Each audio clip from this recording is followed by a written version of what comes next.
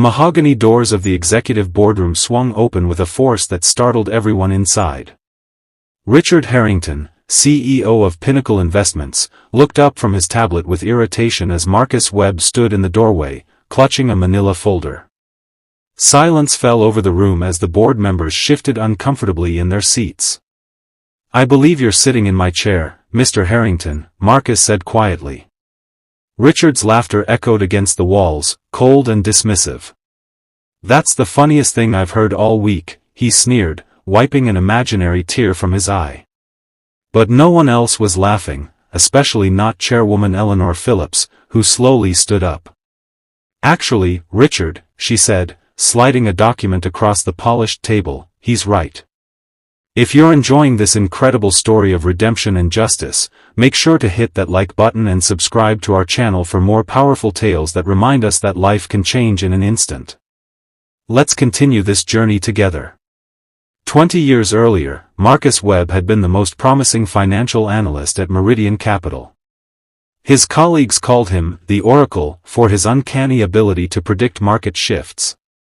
With his wife Sarah, they'd built a comfortable life in the suburbs of Boston, and when their daughter Emma was born, Marcus believed his life was complete. But fate has a way of rewriting even the most perfect stories. When Emma was just 3, Sarah was diagnosed with aggressive lymphoma. The next 2 years became a blur of hospital rooms, chemotherapy sessions, and mounting medical bills. Marcus took leave from work to care for his wife and daughter, draining their savings and eventually selling their home. When Sarah passed away, Marcus was left a widower at 32, a single father to a grieving 5-year-old, and buried under a mountain of debt. Marcus's return to Meridian Capital was short-lived. The company had been acquired by Pinnacle Investments during his absence, and the new management, led by Richard Harrington, had little patience for employees with personal complications. Richard was everything Marcus was not: Harvard Business School, old money connections, and a ruthless approach to business that valued profits over people. "We need employees who can be 100% committed," Richard explained coldly during Marcus's termination meeting. "Your situation makes you a liability." When Marcus mentioned his stellar performance record, Richard laughed that same dismissive laugh that would echo in Marcus's mind for years to come. "This isn't charity work, Webb. It's business." That night, as Marcus tucked Emma into bed, she asked the question he'd been dreading, "Daddy, are we going to be okay?"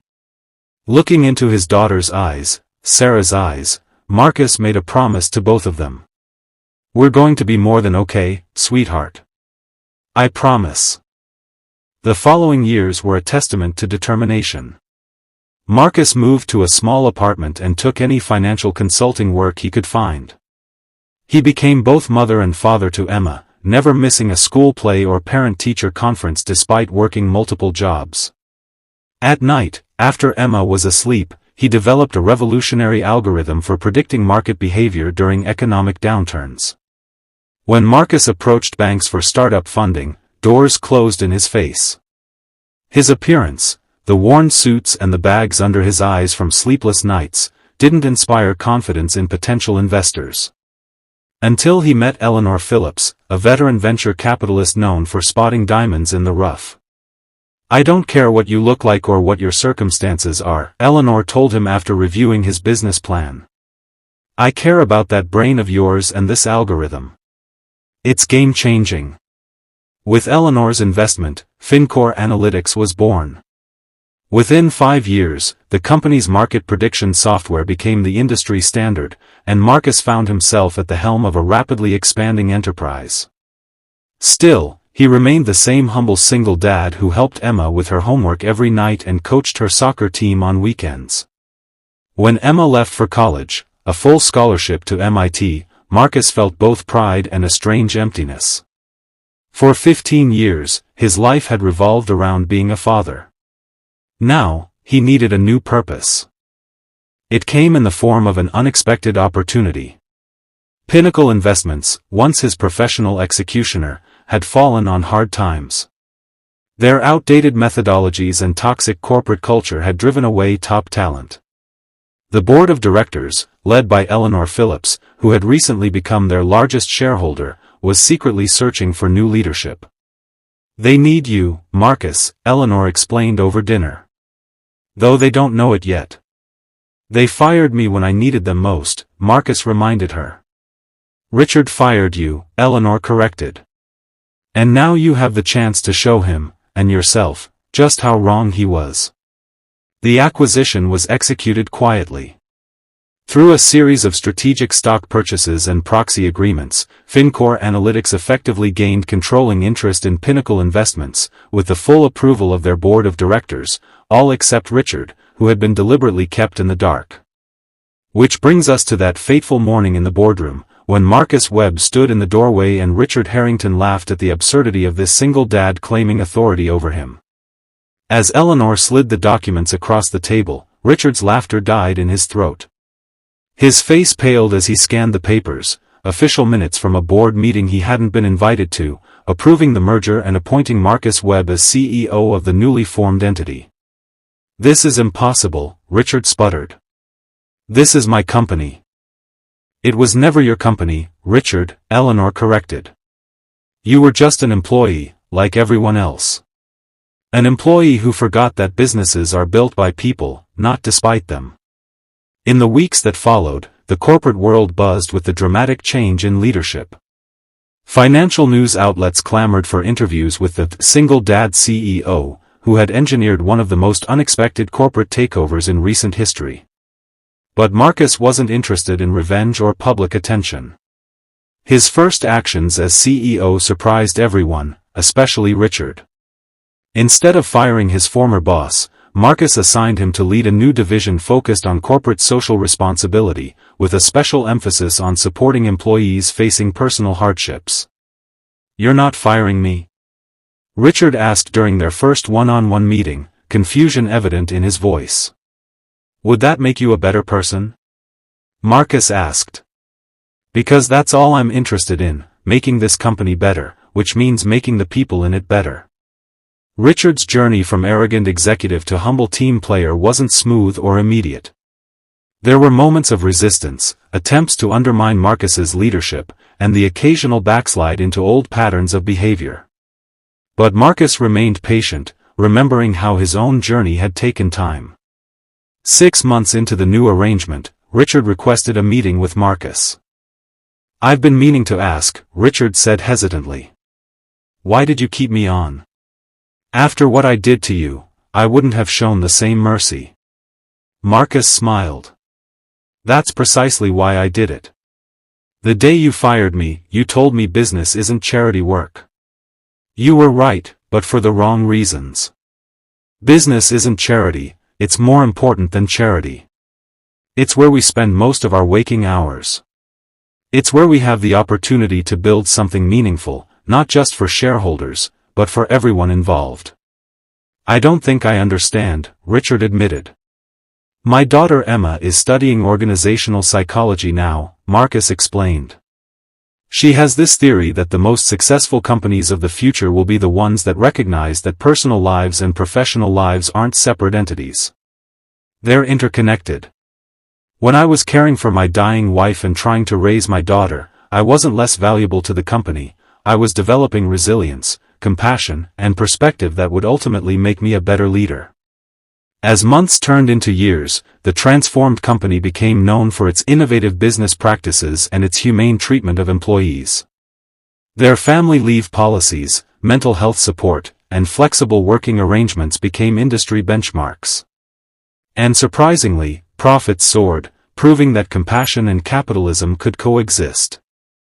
On the 5th anniversary of the merger, during the company's annual charity gala, Richard approached Marcus with an envelope. "What's this?" Marcus asked. "Open it," Richard urged, an unfamiliar vulnerability in his eyes. Inside was a check for an amount that made Marcus's eyes widen, made out to the Cancer Research Foundation he had established in Sarah's memory. "This doesn't make up for what I did," Richard said quietly. "Nothing could. But I want you to know that I understand now. What you taught me, it changed more than just how I work. It changed how I live." Marcus looked across the room to where his daughter Emma, now a poised young woman with her mother's eyes and her father's determination, was chatting with Eleanor Phillips. The journey from that terrible day in Richard's office to this moment had been long and often painful. But standing here now, he couldn't help but feel that every step had been necessary. "You know what the strangest part is?" Marcus said, turning back to Richard. "If you hadn't fired me that day, none of this would exist. Sometimes our worst moments lead us exactly where we need to go." As the evening drew to a close, Marcus found himself on the balcony, looking out at the city lights. Emma joined him, slipping her arm through his. "Penny for your thoughts, Dad?" she asked. "I was just thinking about promises," he replied. "The one I made to you and your mom the night I lost my job. That we'd be more than okay." Emma rested her head on his shoulder. "I'd say you kept that promise pretty spectacularly." "We kept it," Marcus corrected. "Everything I did with you beside me. And Mom watching over us," Emma added softly. Marcus nodded, feeling the familiar ache that came with Sarah's memory, no longer the sharp pain of loss, but the gentle reminder of enduring love. Inside the gala, Richard was announcing the company's latest initiative, a foundation to provide interest-free loans to employees facing medical crises. As applause filled the room, Marcus realized that this was his true legacy. Not the algorithm that had made him wealthy, not the corporate takeover that had made him powerful, but this fundamental shift in how business could be conducted with humanity at its core. The single dad who had once been laughed out of an office had done more than just become the boss. He had become the catalyst for change, proving that success didn't have to come at the expense of compassion. And in doing so, he had honored Sarah's memory in the most meaningful way possible, by creating a world where no one would have to choose between being there for their family and keeping their livelihood. As Marcus and Emma rejoined the celebration, he caught Richard's eye across the room. The two men exchanged a nod of mutual respect, a silent acknowledgement of how far they'd both come. And in that moment, Marcus knew that even the most broken paths could lead to beautiful destinations. Sometimes, life's greatest victories aren't about proving others wrong, but about proving ourselves right, about the kind of world we believe is possible, and our own capacity to help create it. Thank you for joining us for this powerful story of resilience, redemption, and the true meaning of success. If you found inspiration in Marcus's journey, please hit that like button and subscribe for more stories that remind us of our shared humanity and the unexpected ways our lives can transform. Remember, it's never too late to rewrite your story. Sometimes, it just takes a different perspective to see the possibilities ahead.